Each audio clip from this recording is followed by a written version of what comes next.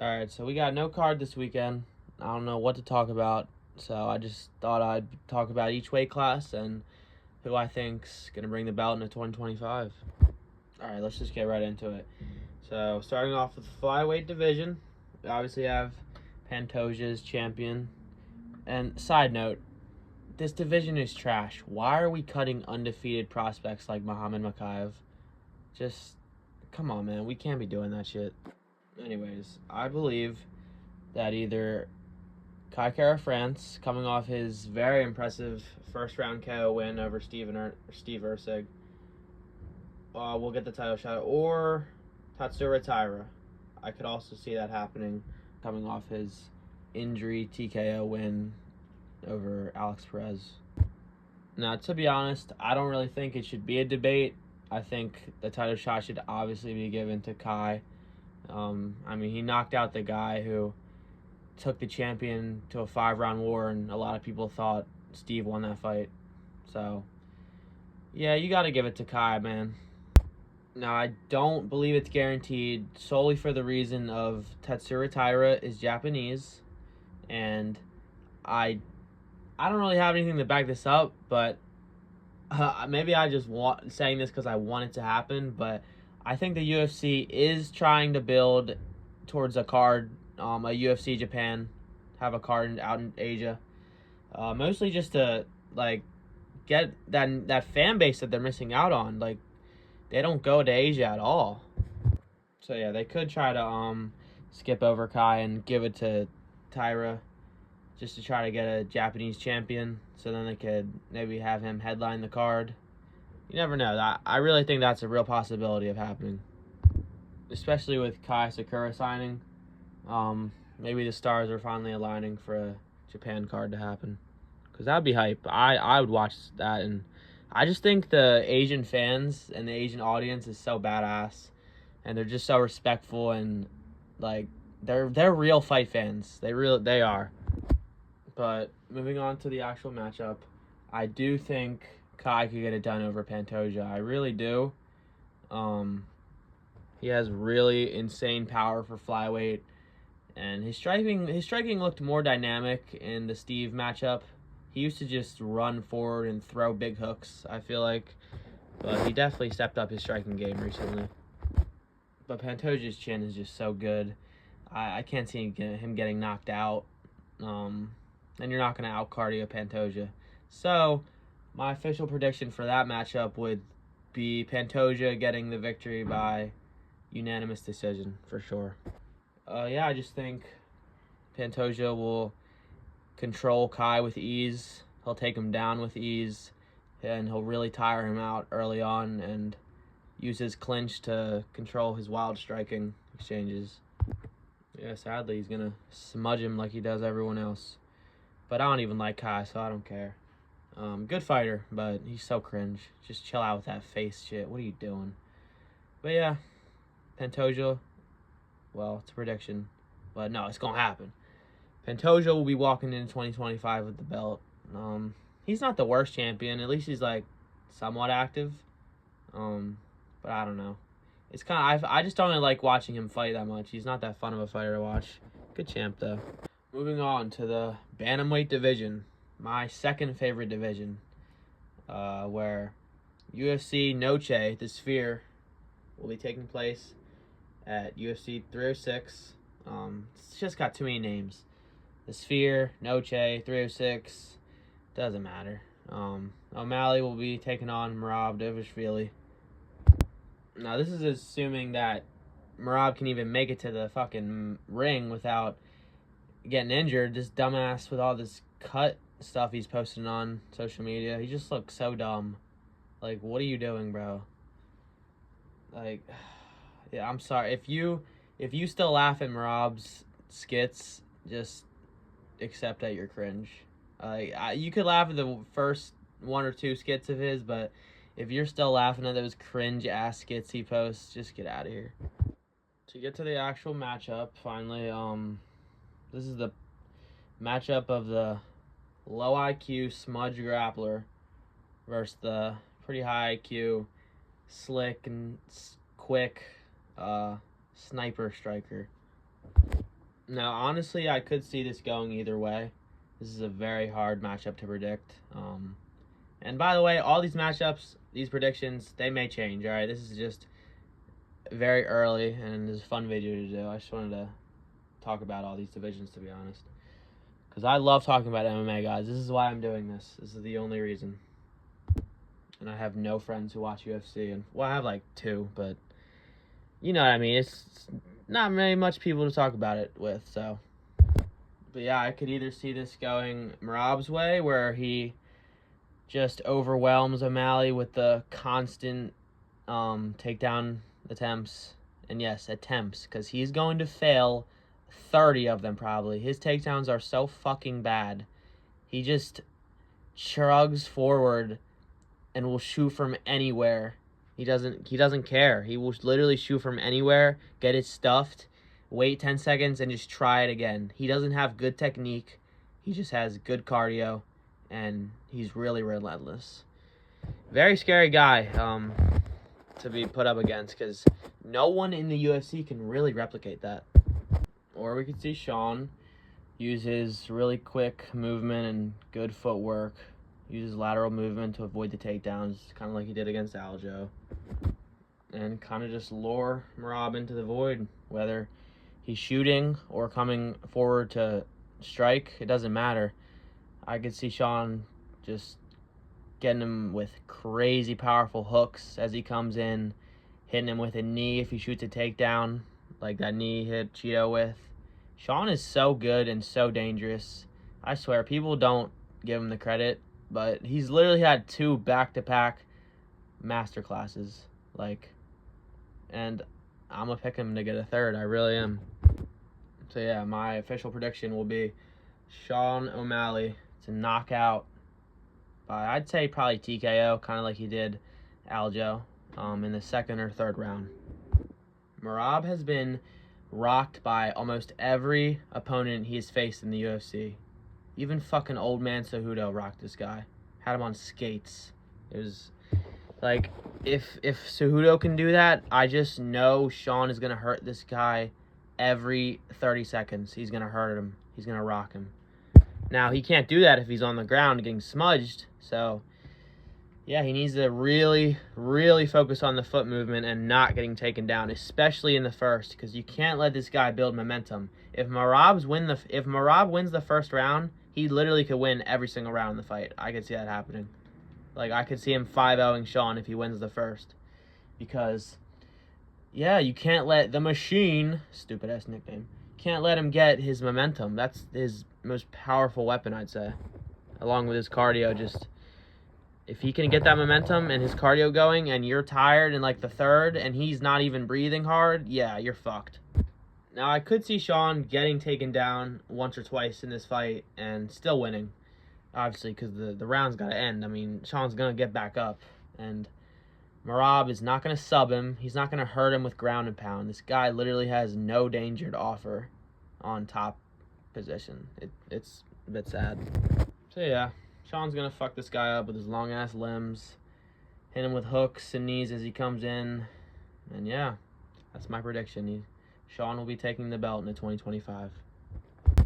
Moving on to the featherweight division, where Max Holloway will be taking on Ilia Topuria at UFC 308. Oh god, this one is nerve-wracking.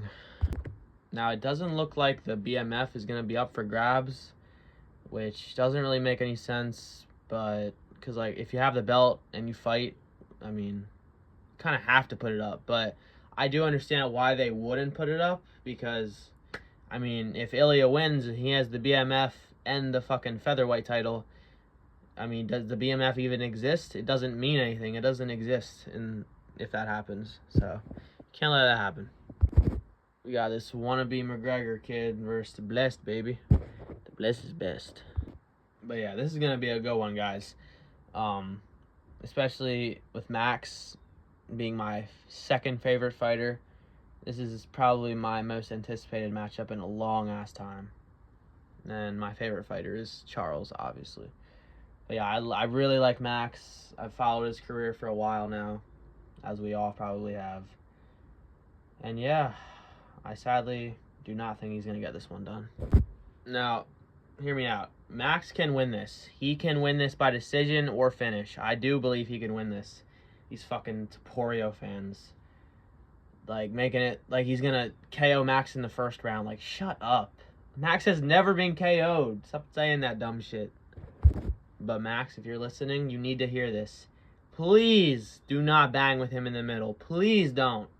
You will get knocked the fuck out. I promise you. Like, please don't try to look cool. Try to win the fight. Don't look cool, okay? Because Max, he kind of does that sometimes, I feel like. Especially versus Cater. Like, that's a good example of it. Like, dude, finish the fight. You're going to beat him by decision instead of getting the finish and you're just yelling in his face. Like, I don't know. I get it. You don't have to finish him. Like, you can arguably look better if you masterclass against them by decision than finishing them. Because finishes can be more fluky. But no, okay? Can't do that in this one. No banging in the middle to look badass and get a crazy clip for social media, okay? You have to play this smart. But in this very sad reality, I'm going to predict Ilia Topuria to get this done over Max Holloway by decision. Probably split. I don't know about split. I don't know. That doesn't matter. Because it won't matter. Because my real prediction is the judges, no matter what, it's going to go to decision. Okay, it could be a finish, but if it goes to decision, no matter what, it's going to go to Ilia. I don't see them giving it to Max in any way, unless he literally 50-45s Ilia. I just can't see them giving him the decision. Like, Ilia's their new guy. Max has never been on the judge's side. He's always lost in close fights when it went to decision. But yeah, I think it will be a crazy, high-paced war. And I think Ilia's going to win. And he probably will deserve to win. We'll see. But I think every single fan is going to cry that Max got robbed. They kind of do that about every close fight these days. But I think this one there will be outrage. Because people want Max to win so bad to end this Topuria hype. And I feel like he's going to get so close to doing it. And the judges are going to give it to Ilia. So, get ready for that. Getting into why I think Ilia's going to win finally. Ilia's boxing defense is so good. His offense too, obviously. But I feel like his defense is going to be what really hurts Max in this.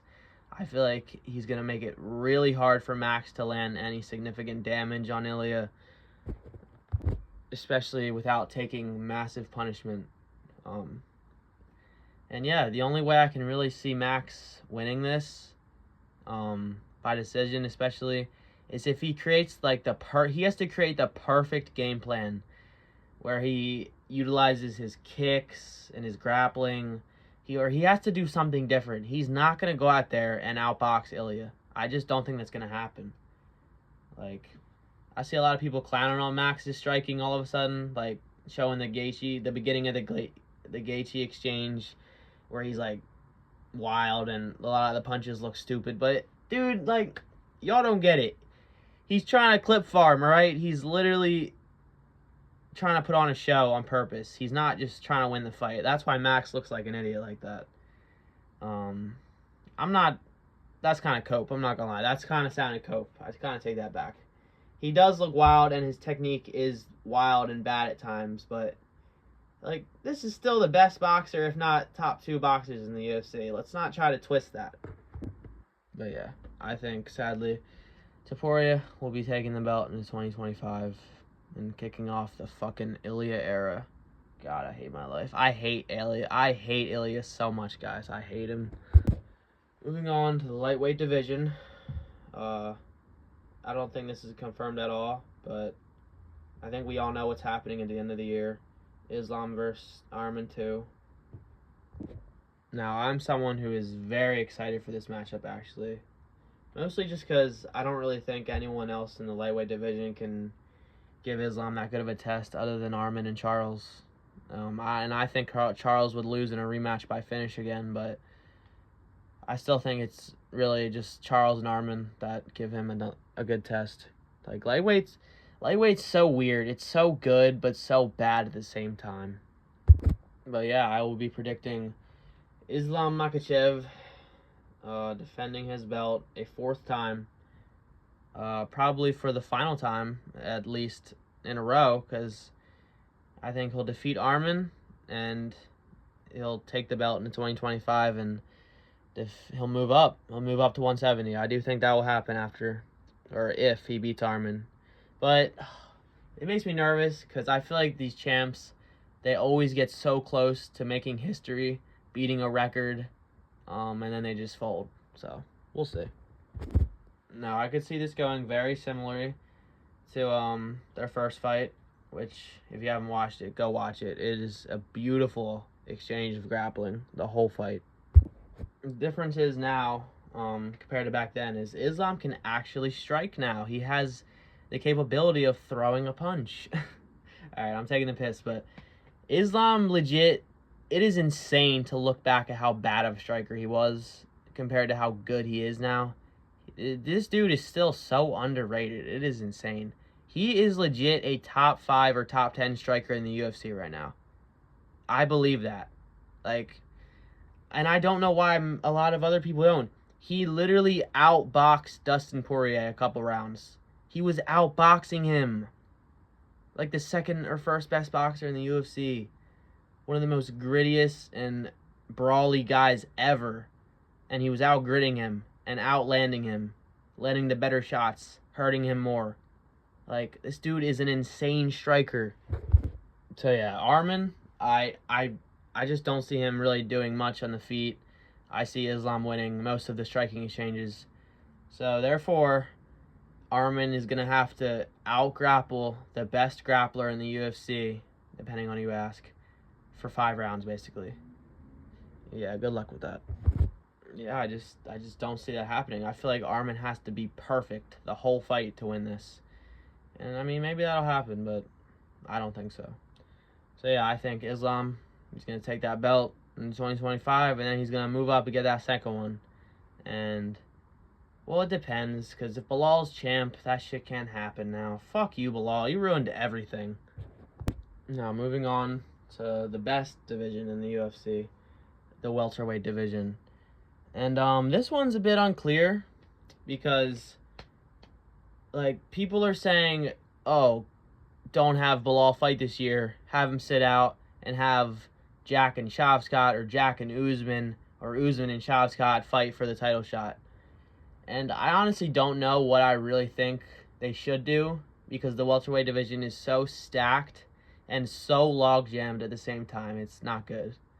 Mostly because fucking Jack and Shavkat both got injured after their last fights. That's what really fucked everything up. But yeah, I'm not honestly sure if Bilal will fight this year. But let's just go on and talk a little about if he did. I do believe they would have to give Shavkat the title shot.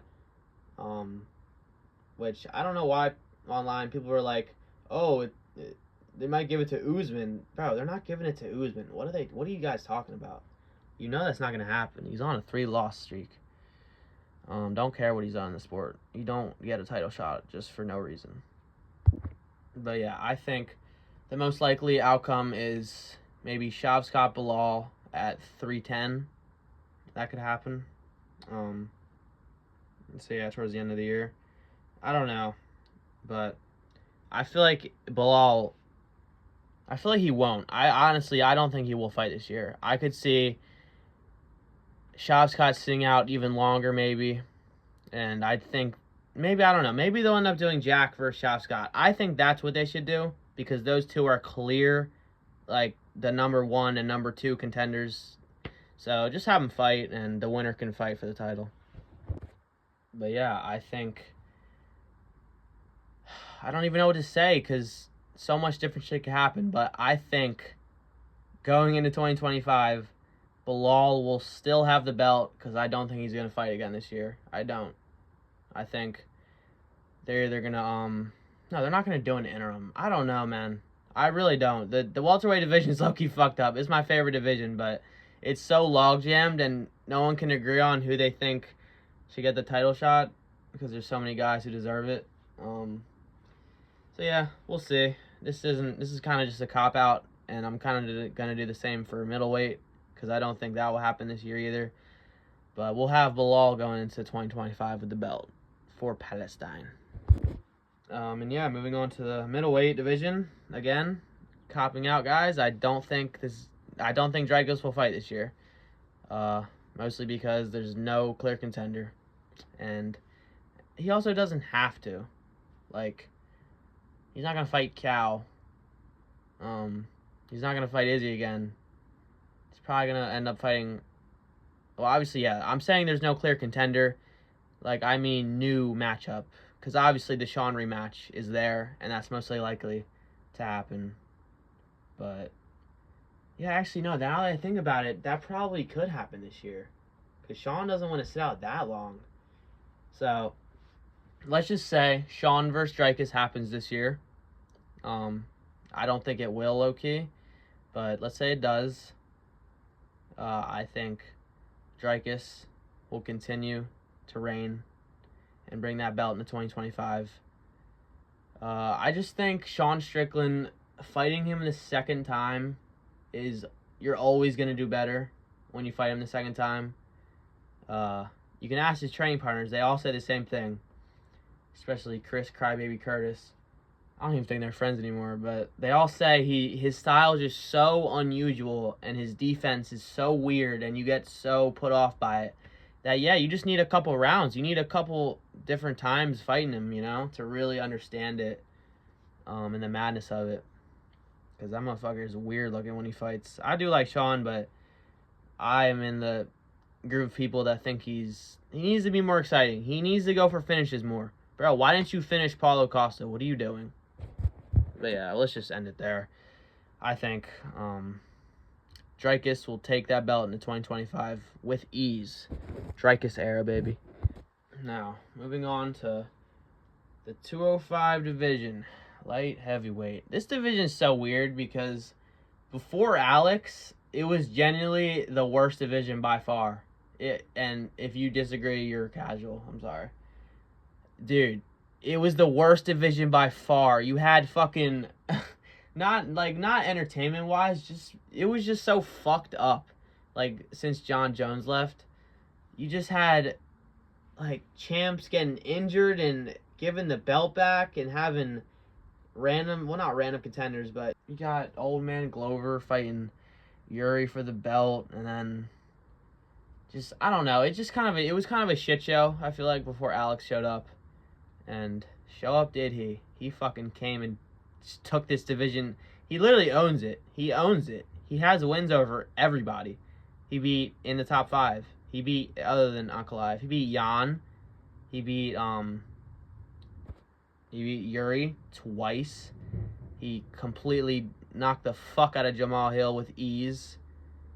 And now he's gonna fight the number ranked 8 guy. Like, he's just cleaning it out. I'm not saying that fight should happen, because it shouldn't. But sorry if you guys hear me take a sip of my water. But yeah, my prediction is obviously Alex Pereira is not losing, bro. He's not losing to Khalil Roundtree. Okay, that's not happening. If it does, MMA makes no sense. Not even because I don't think Khalil can win. Khalil dude, he's been knocked out by Johnny Walker. Like, you think Alex can't just chin him with a random left hook with ease? Like, I just see that fight going so easy for Alex. He's going to destroy. I don't care about his Muay Thai stance that Khalil has. He's going to destroy his calves in the first 2 minutes. Get him hurt. Get him backing up. Get him against the cage and just land that left hook and kill him. He's going to kill him. So, yeah. Alex Pereira will take the belt in 2025 and continue this run, this legendary-ass run, dude. Alex Pereira is such a legend. Dude, I realized these last 3 divisions just is all bullshit. So then we got John Jones versus Stipe Miocic happening at the end of the year. Even though, not my champion, okay? My champion is clearly Tom Aspinall.